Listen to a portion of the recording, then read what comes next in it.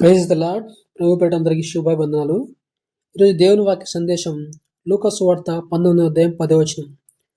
నశించిన దాన్ని వెతికి రక్షించుటకు మనుష్య కుమారుడు వచ్చును అని వాక్యం సెలవిస్తుంది.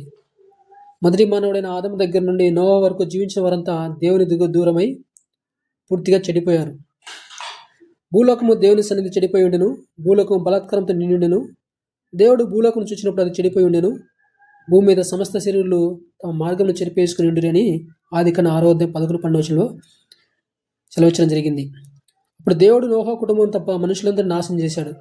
తర్వాత నోవా సంతానము భూమి మీద విస్తరించి వాళ్ళు కూడా దేవునికి దూరమై చెడిపోయారు. ఆదికాండం 6:5 నరులు చెడుతనము భూమి మీద గొప్పదనియు హృదయం యొక్క తలంపుల్లోని ఊహ అంతయు ఎల్లప్పుడూ కేవలం చెడ్డదనియు యెహోవా దేవుడు చూచాడని చెప్పేసి వాక్యం సెలవిస్తుంది. తమ కుమారుడైన యేసుని సర్వమానవుల పాపములకు పరిహారంగా బలి ఇవ్వడానికి భూమి మీదకి పంపాలని నిశ్చయించాడు. యేసుక్రీస్తు ద్వారానే రక్షణ దొరుకుతుందని నమ్మి ఆయనను వెంబడించే వారిని క్రైస్తవులు అంటారు. ఈ లోకంలో పేరు ప్రఖ్యాతలు పొందిన వారిని చాలామంది అనుసరిస్తుంటారు.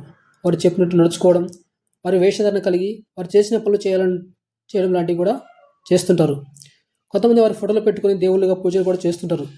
వారిని అనుసరించే వాళ్ళు వారి బోధనను వేషధారణను తూచ తప్పకుండా కూడా పాటిస్తుంటారు. అయితే క్రీస్తుని వెంబడించే క్రైస్తవులు మాత్రం ఆయన నమ్ముతారు, దేవునిగా ఆరాధిస్తారు తప్ప ఆయన బోధనను, ఆయన చూపించిన మార్గములను మాత్రం అనుసరించరు. యేసుక్రీస్తు దేవుని కుమారుడు కదా, ఆయన చేసిన కార్యాలు మనం ఎలా చేస్తాం అనుకోవచ్చు. యోహాను సువార్త 14:12 నేను చేయ క్రియలను ఆయన విశ్వాసం వాడిని చేయను, వాడికంటే మరీ గొప్పవి అతను చేయనని మీతో నిత్యంగా చెప్పుచున్నానని వాక్యం సెలవిస్తుంది. మనం యేసుని విశ్వాసం ఉంచితే యేసు కంటే గొప్ప కార్యం చేయగలమని యేసు ప్రభువే చెప్తున్నాడు. మనం యేసులాగా స్వస్థలు చేయలేకపోవచ్చు, చనిపోయిన వారిని బ్రతికించలేకపోవచ్చు, కానీ యేసులాగా సువార్త ప్రకటించవచ్చు.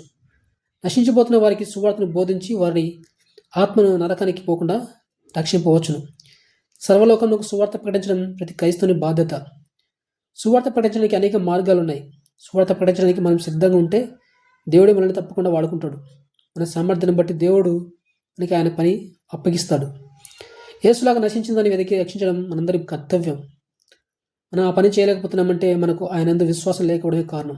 ఒకవేళ నువ్వు క్రీస్తును విశ్వసించినట్లయితే నశించిపోతున్న వారికి నువ్వు సువార్త ప్రకటించడానికి సిద్ధమా?